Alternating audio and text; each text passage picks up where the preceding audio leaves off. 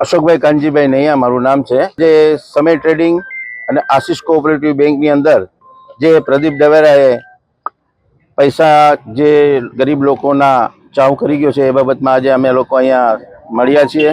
બીજી વસ્તુ, પ્રદીપ દવેરાએ રાજકોટની અંદર અને પૂરા સૌરાષ્ટ્રની અંદર કૌભાંડ કરેલું છે।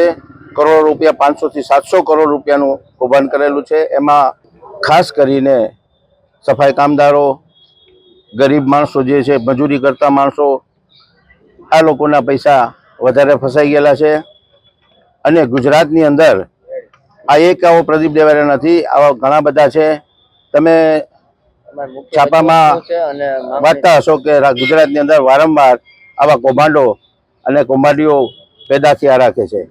એટલે એમને આ સ્કીમ એટલા માટે આપી હતી કે ભાઈ તમે આમાં રોકાણ કરો, અને એના એજન્ટ હતા લલિત ઝાલાના પુત્રો, એના આખું પરિતોષ ઝાલા અને ઝાલા ફેમિલી પૂરેપૂરું એના મેઇન એજન્ટો હતા, જેમણે કોર્ટમાં પણ એને કબૂલાત કરી કે અમને દર મહિને આટલા રૂપિયાનું અમને કમિશન મળે છે।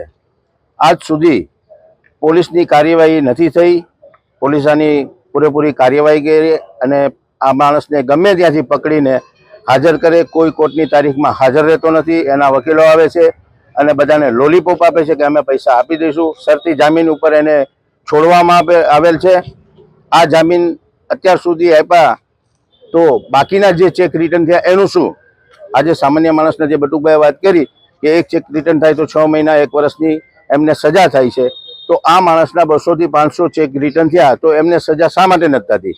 માટે અમે પ્રશાસન પાસે એટલી માંગ કરીએ કે ભાઈ વહેલી તકે આ બાબતનો નિવેડો લઈ આવે, આ માણસની ધરપકડ કરે અને રાજકોટમાં આ માણસની જેમ અત્યારે પોલીસ સરઘસ કાઢે છે એમાંનું સરઘસ કાઢો અને કડકમાં કડક કાર્યવાહી કમિશનર સાહેબ કરે એવી અમારી માંગ છે।